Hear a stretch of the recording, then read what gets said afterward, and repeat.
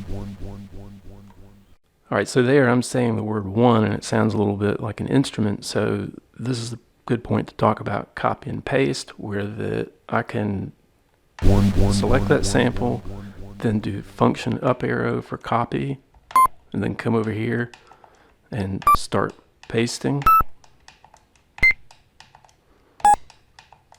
And so that gives these all the same, but I can start.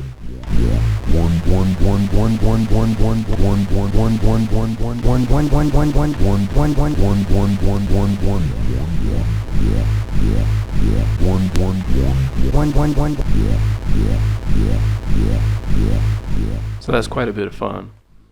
Now, Before we get into the granular synthesis part of this, which is actually going to be sort of a short part because there are just a couple of granular parameters, I want to show that if you turn the MicroGranny off, turn it back on, MicroGranny, and then I'm going to go to program or preset 02, and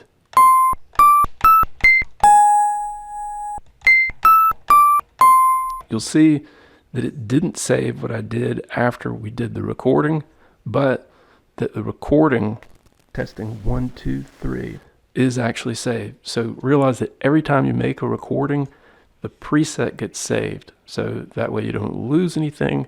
But if you make edits on your other samples or your other sounds, that is, and then do a recording, it's going to automatically save the preset, so you might lose some work that way. So just bear that in mind.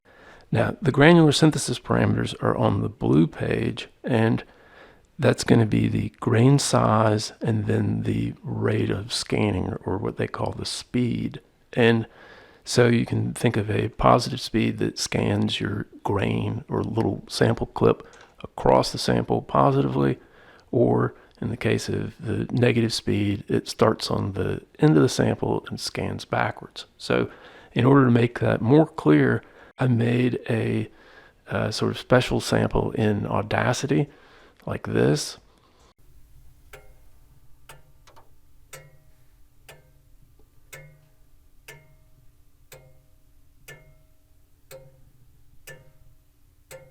And now we're going to go up to bank 1, and I want to go to preset number 1, and we'll hear that sample here.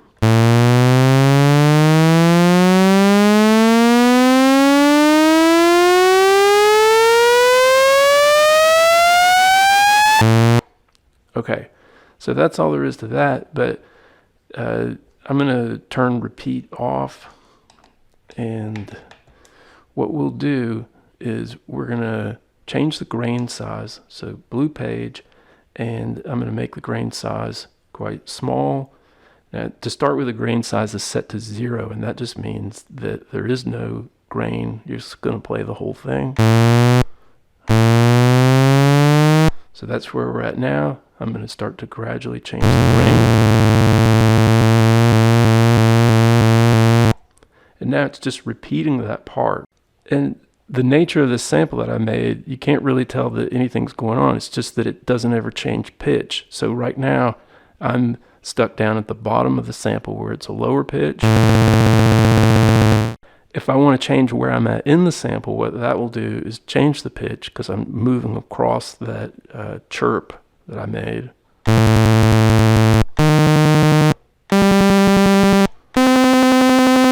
So I'm not changing the rate here, I'm changing where I am in the sample. But I'm going to change the start all the way back to the front, and now we're going to add in some scanning, and that'll make this whole thing make more sense.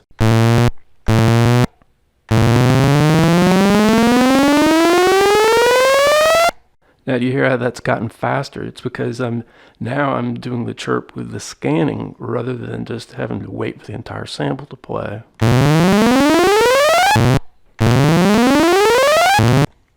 I can make it sort of stepped by doing bigger grains. Then I can start the speed backwards.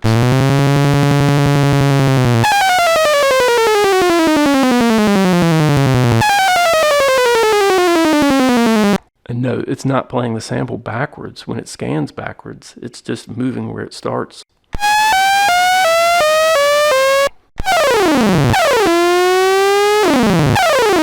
Okay, so now let's do something that's hopefully a little bit more musical. I have a clip here. This is something that I did for somebody's podcast. It was never used, but I did it in Ableton. It sounds like this.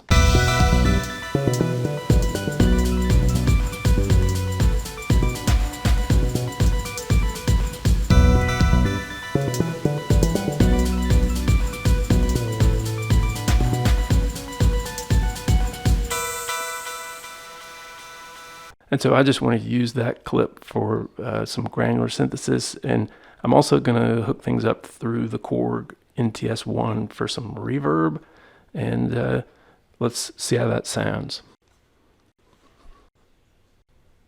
Okay, that's nice. And then I might also add in a note from the Korg itself. And to get the volume right, I'm going to do some filtering.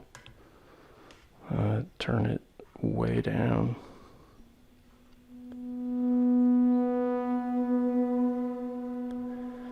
Okay, so I'll bring that in a second. Then I'll just do some granular stuff here at first, but as sort of a cheat, I've got another copied thing over here that has settings that I really like, so I'll probably end up at that.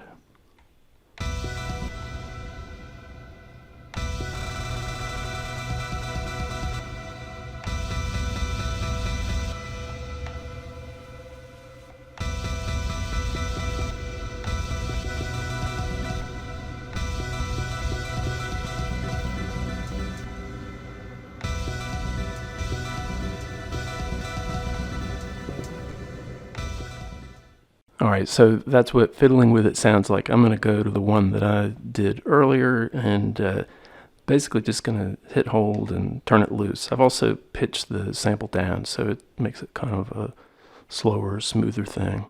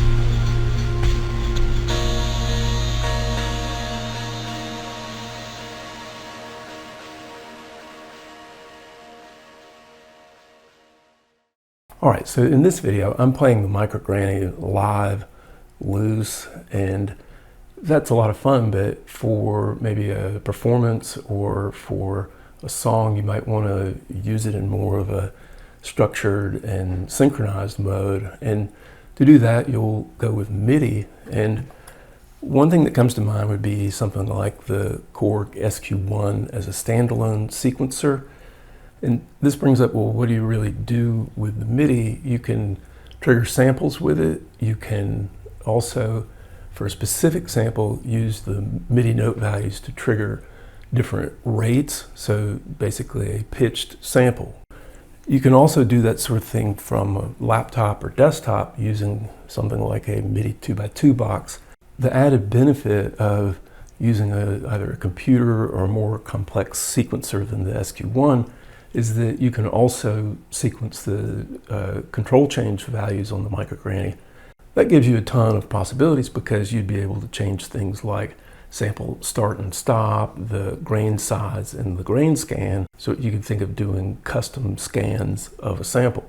And so that's some very nice sort of expected MIDI things for the MicroGranny. The next thing I want to show you though is using a keyboard, the Arturia key step here, sending MIDI in, and then you can set a mode using the function buttons on the MicroGranny such that instead of pitching the sample, you're going to play individual slices of the sample based on the grain size. Now, as a source sample, I'm going to use a track that was, I think, the end part of the very first video that I ever put on this channel.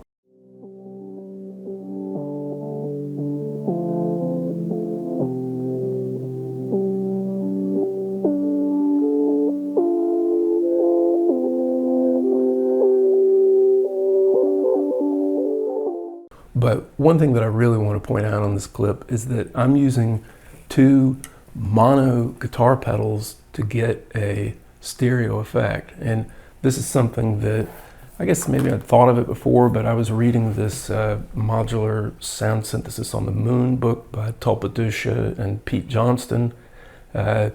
really like following Tulpadusha on Instagram. But the basic plan is that I have audio come out of the MicroGranny, go into the reverb, which in this case is the slow from Walrus Audio, and then I use a Y cable to split the signal. One channel goes directly to the recorder, but then the other channel goes into this yellow fall delay from Donner, so that you get only the sort of delay effect on one side. It gives sort of a nice spatialization to the MicroGranny that you're able to get just using mono stuff and routing. So check it out.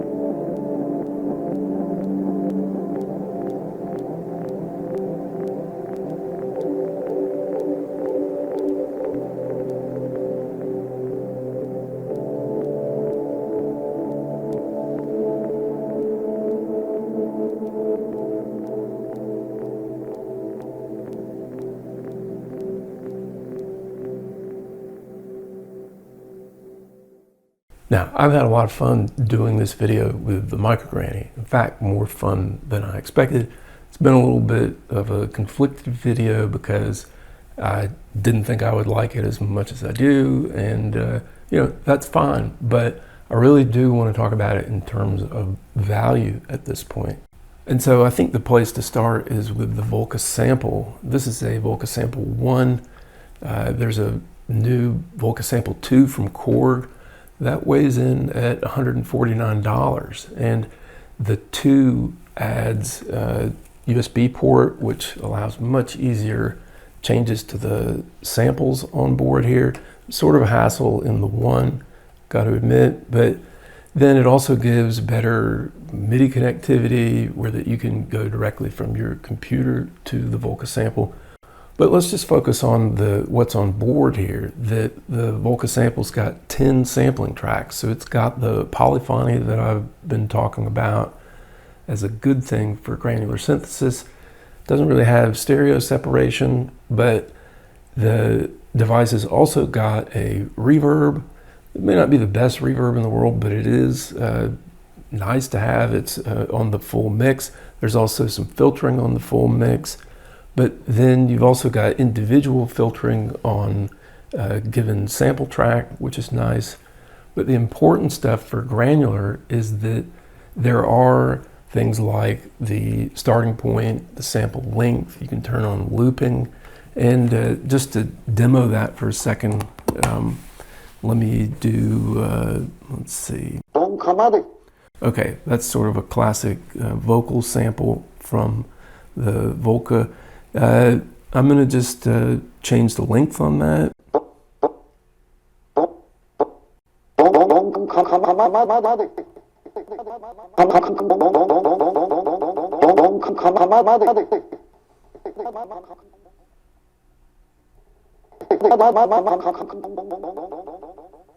And so you can see that that's very much like the scanning rate on the MicroGranny.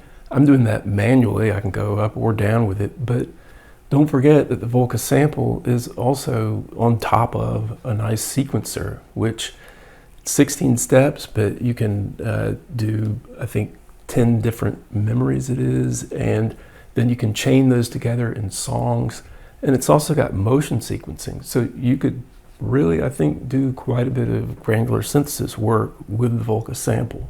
And I did a little something along those lines and used the Korg NTS-1 for reverb.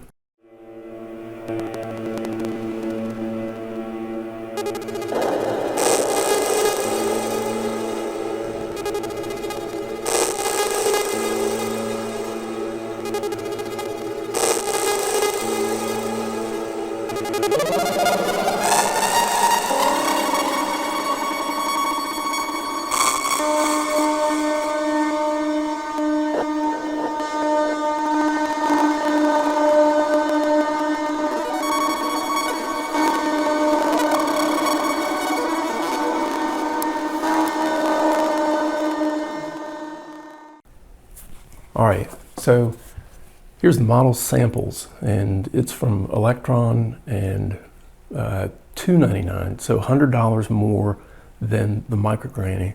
And I kind of thought that at this point in the video I would do similar type of thing to what I just did with the VOLCA, show you some of the features, maybe do a demo, but I'm not, because the more I thought about it, the more I thought that needs to be an entirely independent video. And so, not sure if it's going to be the next one I do. I have some DIY kits that I've been wanting to build, so I might do a video about one of them. But this thing is really powerful for granular synthesis. I did a video a while back. It's actually the most watched video on this channel. The model samples doing a certain type of granular synthesis, which is called quasi-synchronous granular synthesis.